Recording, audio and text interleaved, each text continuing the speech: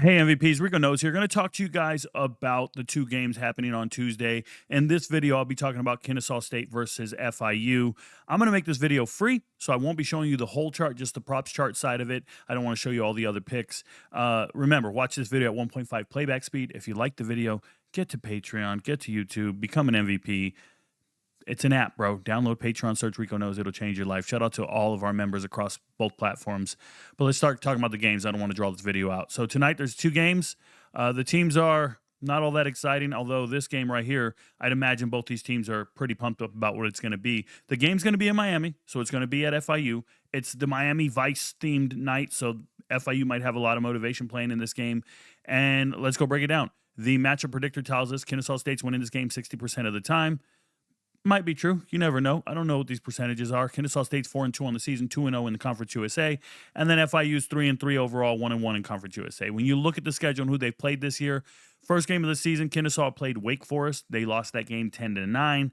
Then they go out and get just absolutely obliterated by Indiana, 56-9. Now we know Indiana at this point of the year was ranked 23rd overall. We know that's not true, right? So they were playing one of the greatest teams ever, and getting throttled like that probably wasn't a bad look. At the time, everybody was like, oh my God. But no, it's pretty decent. They beat Merrimack, they beat Arkansas State, beat MTSU, and then dominated La Tech last week, despite being like double-digit underdogs. They went out there and embarrassed La Tech. Now, we'll talk about all these games, and I'll go into more depth and detail about the team. But when I see them, they don't finish their drives when they need to. Offensively, they don't finish their drives all that much. Hence the scores never really getting over 30.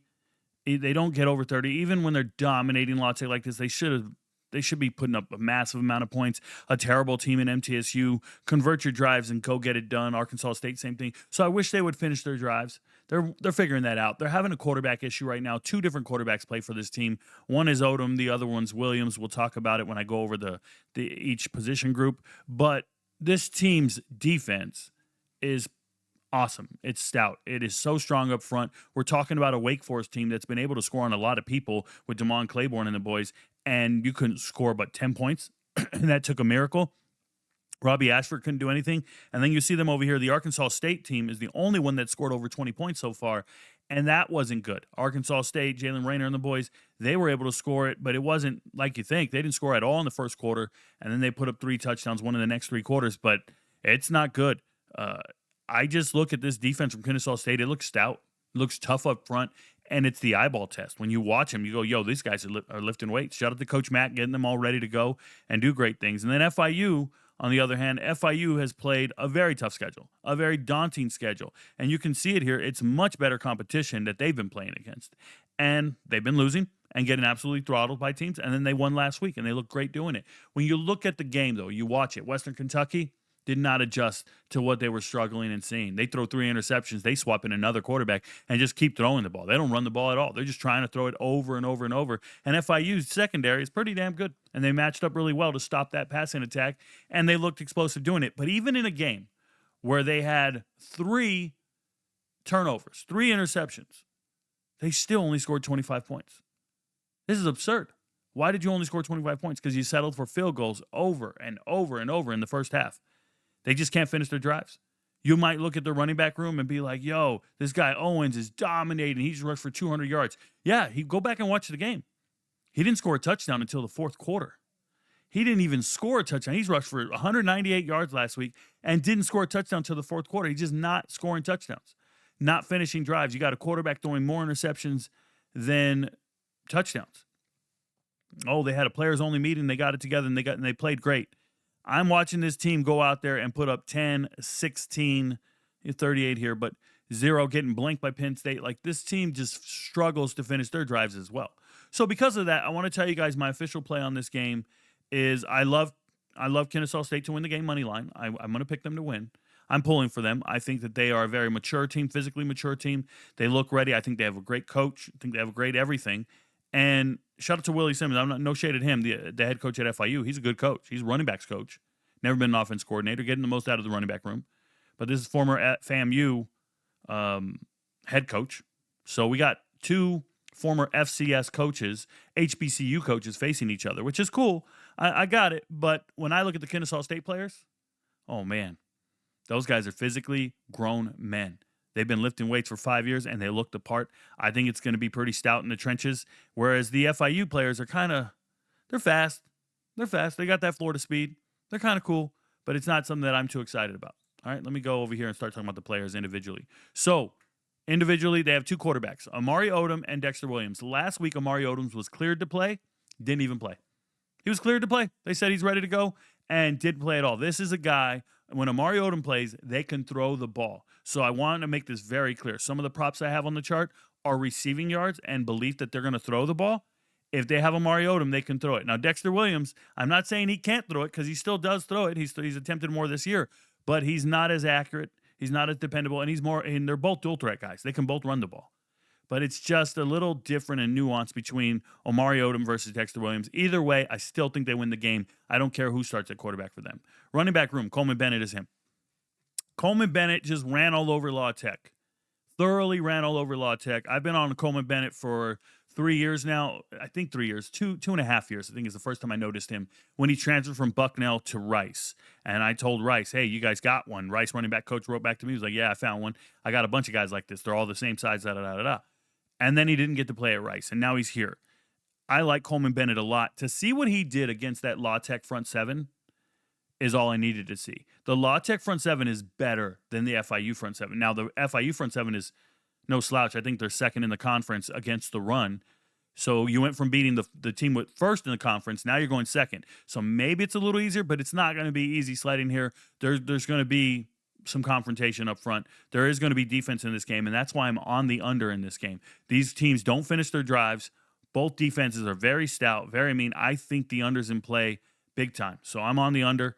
I added it to the chart, and I also believe in an alternate spread, an alternate under, and I'll show you all that other stuff. But Coleman Bennett, to me, if he can run, I think he can. I think he can do it. If anybody's going to do it, it's Coleman.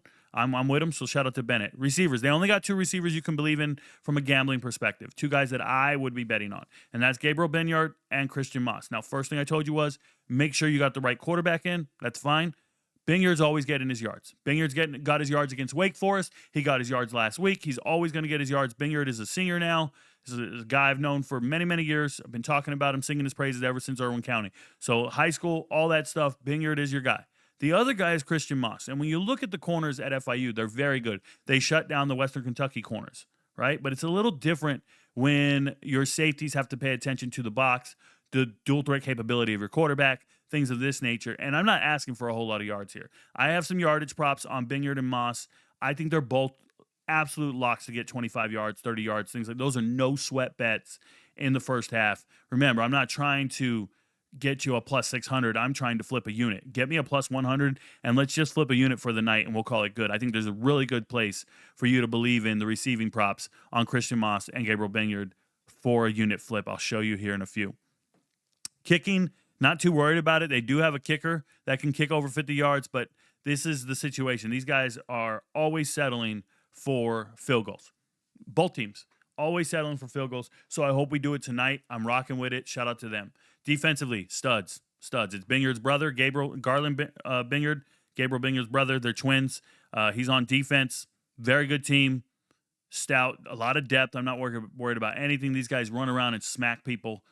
That's why they're on a 4-game winning streak. I'm with it. Let me rock with Kennesaw. Now, I wanted to show you this because when they played Wake Forest, they shut down the rushing attack from Damon Claiborne. 319. He wasn't that healthy. Only 3 carries, 19 yards, though. But they shut down everybody. Wake Forest kept trying to run this ball. This is a Power 4 team. Could not run the ball. 47 carries, 130 yards, and a touchdown.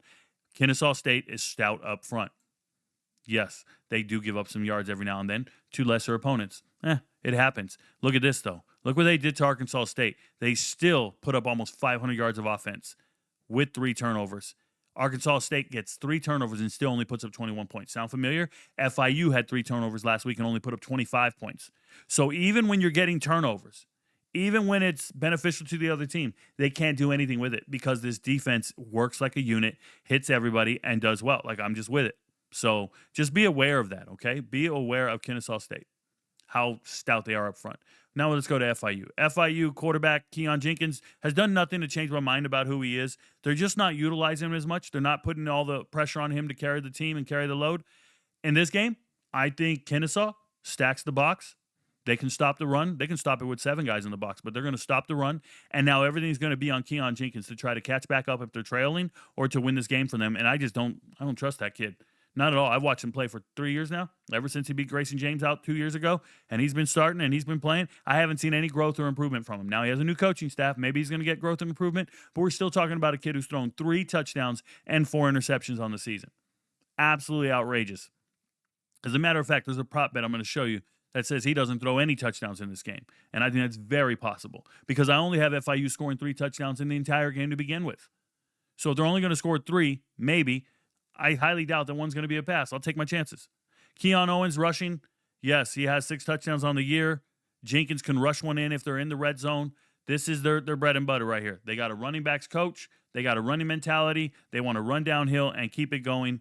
Congratulations. That's your strategy. Good luck doing that to a team that I've seen line up in the trenches and not let it happen. It didn't happen at La Tech last week. It didn't happen with Wake Forest. It didn't happen with Arkansas State. You can't just line up and start moving these bodies at Kennesaw. They're real. Shout out to them. Receivers. There's one receiver I would believe in, and it's Alex Perry. Alex Perry's a very good receiver, and if we start talking about how they're going to throw this ball, shout out to JoJo Stone, by the way. I do like him. But how they're going to throw this ball is if they're trailing, they got to start throwing it. Jenkins got to throw it to somebody. I think they're going to be trailing, trying to catch up, and they're going to throw it to Alex Perry. That's how that works. That's my mentality. Another thing I want to say is if Jenkins throws, he's going to throw a pick. Okay. If we have really good cover play, like really good corner play, then quarterbacks are going to be tucking it and running. So quarterback rushing yards, especially on the Kennesaw side, makes sense to me. Those same corners that shut down everybody, Blades and the boys, they all shut down the receivers at Western Kentucky last week. Well, Maverick McIver can't tuck it and run because he doesn't have any legs. That's not what he does. He's a statue. He's Peyton Manning, right? So he drops back to pass, nothing's open, he takes a sack, or he makes an ill-advised throw, and those are those interceptions you saw. Well, with Kennesaw, when they drop back to pass, if there's nothing open, quarterback's going to tuck it and run, and they got dual-threat quarterbacks. So it's a different entity here where we're going to see good corner play. Cool. Let's just go ahead and run and do our thing. So shout out to us. All right, kicking. They settle for field goals all the time. They're good. Let's get the field goals. I'm all about the field goals. Tackling.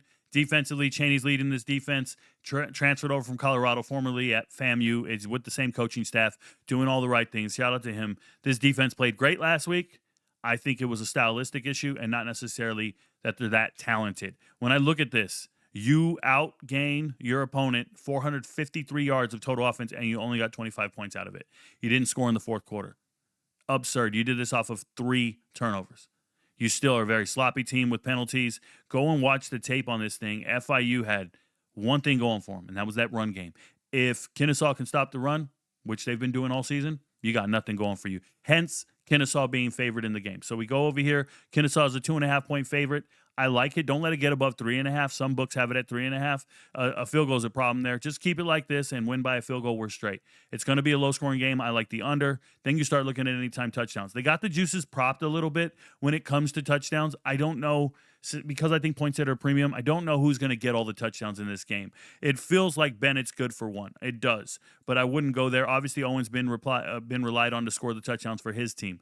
One sneaky good bet is Jenkins is going to score a rushing touchdown. He is at plus 120 now. It just went up right now. But that would be a standalone bet. I wouldn't parlay much in here. I'm just rocking with that, and I'm leaving it alone. Are these receivers going to get open and score? Remember, FIU, Christian Moss. Now, I wouldn't bet on FIU to score a touchdown at all in this game, but that's your business. All right. Passing yards. Jenkins is going to do this. Now, I don't feel the need to try to get rich on Jenkins like this, but that 150 is a beautiful spot to be in for Jenkins. He can pass that all day. I think they have his over-under at 178, and 150 can be done, especially if they're trailing. And even if they're not trailing, he still gets about 150 yards. So 150 feels like a good spot to be in if you're going to be parlaying. I don't blame you for it. I'll show you the chart here in a few. Alex Perry, 25 yards all day long. All day long, you'll get this in the first quarter, first half. It's important. That's a very parlayable thing. Christian Moss, a little dangerous because he's the second wide receiver option for this team. And if they're playing Dexter Williams, his continuity is with Binyard and not necessarily Moss. So it's a little dangerous. But if you keep it at 25, I can't imagine it's wrong. I'm watching this guy get 60, 80 yards a week.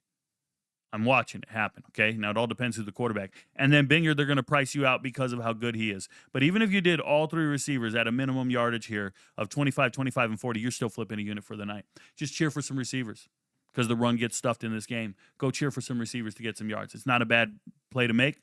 You're chilling. They got Owens up pretty high. You just saw him go for 198, yet this week they only have him in like 80 yards or maybe 87 yards. So seeing him at 60 makes sense. I'm just going to tell you, Kennesaw State is strong. If you were so impressed with him against Western Kentucky, which a lot of you guys were, you watched the tape. I saw you on the Discord server writing me, Rico, oh my God, they're running. That's fine. You do that, bro. Do you, boo-boo. We're different people, right? I'm an analyst. I'm telling you about all the players that I assess when I watch it on tape. We can have different opinions on things. That's okay.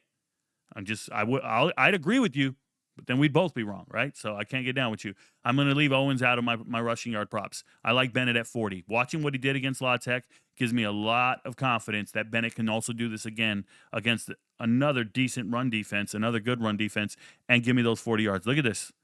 I am cooking, and I'm at plus 215 right now on Mins. Not trying to add more legs than that. 4 legs, I'll stop, and I'm good. And I wouldn't even do this for a full unit. This feels like a quarter unit to me. And I'm good for the night. I want to make $50 and just chill. 25 for 50, I'll take that all day. You walk away with 75 if you're doing the math there. Player passing yards, Jenkins 176. The obvious answer here is over if they're trailing in this game. If they can't get it popping. I don't feel comfortable telling you that. Everybody's going to tell you take the over. I'm just going to leave it alone. I don't feel the need to try to get that one right. Rushing yards, I probably think that 86 is too high for Owens. If I'm right, and if I'm getting the script right, and we don't get the script right all the time, let's be clear on that. I just feel like it's a lot of yards. Player receiving yards. Love my props at 25, 40, 25, 25. Look at these two guys at 25. What does that pay? 131. That's a full unit for me. And I'm chilling. I'm going to win $76 on that. So I'm putting 100 out, getting 176 back. That can't miss at all. It's 25. It's fucking unreal right there. That's heavy, bro. That might be even 2 units worth. And just relax for the day. You're going to make $140, $152 on 2 units, 1.5 units. Get your ROI. Figure it out. Passing touchdowns. I like the under of 1.5 or of half a touchdown here. I like Jenkins to not throw a touchdown in this game. At plus 174, it's beautiful. I'm not betting that heavy. I'm probably going in there another one, 25, just a quarter of a unit. I'm chilling. So it's just one of those situations where I think FIU struggles. I think in the red zone, they got so many options handing off the ball and running, not a lot of options throwing it. Let's see that happen. Total player receptions. Stay away from this section. This section is dialed in really, really well. I don't like the numbers. I don't like the payout for them. I'm leaving that alone. Alternate spread. I hate going across the 0. I'll do it this one time at -3 or plus 3.5 at -225. I'd rather try to just get it right. So let me tell you guys this. Kennesaw has won every single game by more than a touchdown this year. So, yes, they lost to Indiana. I don't care. They've won every single game by more than a touchdown. Their losses, one to Wake Forest by a point, and then Indiana throttled them. Who hasn't Indiana beat the hell out of? So let's just throw that out. Tell me they're going to win the game. I think they're going to win it and cover the spread by 2.5, 3.5, 4.5. I don't care. If I think they're winning the game, then that's that. All right, moving down. The under. I like the under. The under is currently somewhere in this range right here, in the 48 range. Remember, touchdowns. 7 touchdowns is 49. So if we're going to go under, we're going under 49.5. Now, if you want to do the next increment, it's going to be 56. 56.5, and now we're at 245. That's probably the best sweet spot right there. 56.5 under. These defenses show up. These offenses become inept, in the red zone. Field goals get kicked. Maybe one gets missed. Things like that. Turnovers happen. I'm all about it, but I like this under at 56.5. Let's watch some terrible football on a Tuesday night. We see it all the time. Terrible football. So shout out to us. Let's keep it moving. Punt first drive. FIU, punt first drive. Boom. Boom. Boom. It's a plus 100. Plus 100 against this stout Kennesaw State defense. Let's go do it now. We can get a turnover. We can get an intercept. Things can go wrong, but that one feels pretty solid. I'll take it. And then I don't like anything else as far as spreads go. FIU total points, I'm on the under. I have FIU scoring 3 touchdowns in this game max, and that's 21.5 or 21 points. So when I see 23.5, that's going to be 2 touchdowns and then 2 field goals. I'm just maybe 3 field goals. I'm going to take the under on FIU, and I don't think they get to 23.5 points. That's a standalone straight across bet. So let's pull up the chart. Oh, wait, you know what? First half. Oof. Don't know. Yeah, I'm going to leave it alone. All right, pull up the chart real quick. By the way, I also have a prize picks that I probably need to go through and show you guys. But let's see what we have here. So when you're looking at this chart, different columns, different things. Rico knows Vegas got it wrong corner. Just under 50%. Some of these are pretty good where you want to be. Don't eat them all. Eat what you can. Eat what you like. So we'll start with Keontae Jenkins, plus 150 passing yards. Alex Perry, 30 receiving yards. Not impossible, especially if they're trailing. Love the play. It's a minus 128. You go out there and make that $70, $80 back on 100. Then this one, slam dunk. This can't miss at all. It's 150 and 25. If you're sweating the 150, it won't happen. The 150 won't happen in the first half. The 150 is going to take some time. If you like prop bets that are no sweat, like if you like prop bets that you don't have to worry about stuff, it's something like this that'll hit before halftime. That's why it's highlighted green. These are the ones I'm making a call to Virginia to make these happen right here, right? So these are my player props that I really believe in, especially the alternate props like that. So you've got Alex Perry again for 25 yards. Reduce to 5 yards, you lose 20, almost, 17. Is that what it is? 17? Okay, I don't like that. I'm just showing you there for reference. These are the two I really like. Alex Perry, 25 yards. Christian Moss, 25. Binyard, 30. And then you've got Jenkins in there for 125. Total slam dunk there. Perry, 25. Christian Moss, 25. Plus 101. Flipping units, feeling good. Here's the alternate spreads.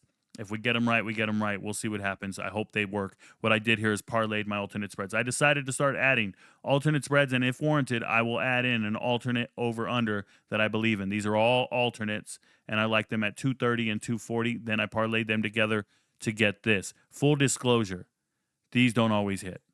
One of them misses. One of these miss sometimes. But the percentage is 68% hit rate in that column. Trust the hit rates in the columns. It's very real, okay? It's very real, you prop bettors out there. Know what you're doing. Now, Jenkins, over 150 passing yards. It's a minus 234. If I'm telling you these hit at 50%, can you parlay them? No. You can't parlay 2 of them. Just so you're aware. Kennesaw, this is over here. Same thing, it's repeated. Excuse me. Let me get that out of there. It's a point of reference. Then we've got FIU punting on the first drive. FIU team total under 23.5. These are 3 things that cannot be parlayed, should be taken across. Unit, that type of deal. Obviously, you're going to get back half a unit on your 50% ROI. It's better than Apple. It's better than Tesla. Then we come over here. Coleman Bennett, anytime touchdown. Kennesaw winning money line. Hopefully you get it right. Remember, some of these don't require you to know who's winning the game. Some of these are just some yardage props that are great. You don't even need to know who's going to win. Over here, you got to know who's going to win, and I'm taking Kennesaw to win this game money line. That could be wrong. If I get it wrong, you're going to miss this one and this one. That's reality. You don't have to tell me Rico doesn't know. I went out here and I added Kennesaw State money line twice. It's either going to hit or it's not. And this is the under, the actual under of the game, 49.5. So this is the hardest one to hit at plus 261. It's the least likely one to come out true. If you didn't know. The money line predictions, I usually get these right, but this is in the coin flip column, so that's 57%. I can't show you that. But whenever there's a game that's in a coin flip column money line, I'm right 50%, 57% of the time. And then if it's a leans column for money line, I'm right 80% of the time. If it's a lock, I'm right 90-something% of the time. Like the columns mean something. MVPs, please pay attention to the columns. So that's that. That in itself, the money line in itself is 57%. Then hitting the under, well, that's the hardest part. And if you get it together, you get a plus 261. This one is surgical. This one is a surgical parlay. It's a plus 320. I'm rocking with it, and it's yardage props that I've talked about already. Just added in Owen's 60 rushing yards and Bennett's 40 rushing yards to the other props that I already believe in that are over here. It's just making it that much better, getting the multiplier going. Guess what? That's when the legs miss. That's when you lose your money. That's when you put an entry into the bad beats column. And I did it because you MVPs do it anyways. It's up here. These hit at 28% of the time. There is no reason to do this. But you guys are going to do it because that's who the fuck you are. All right, under passing yards. Under 1 touchdown plus 174. That's the breakdown for the game. That's what I think is going to happen. We get the script right most of the time in a weekday game, but then we can miss sometimes. I hope you enjoyed the football game for what it is. If you want to be an MVP, get to Patreon, download the app, and then search Rico Knows. By the way, we will be on the Discord live stage watching the games. If you didn't know, the MVPs are here right now watching me record this video, but you come in here, you go to the MVP live stream. We'll usually be in here watching the games together. I'll give you live betting analysis. We'll talk about the games. We watch all the games together. This is what we do. They've been doing this for many, many years. Shout out to the MVP. Shout out to you guys. Your friends don't know, but Rico knows. Peace, y'all.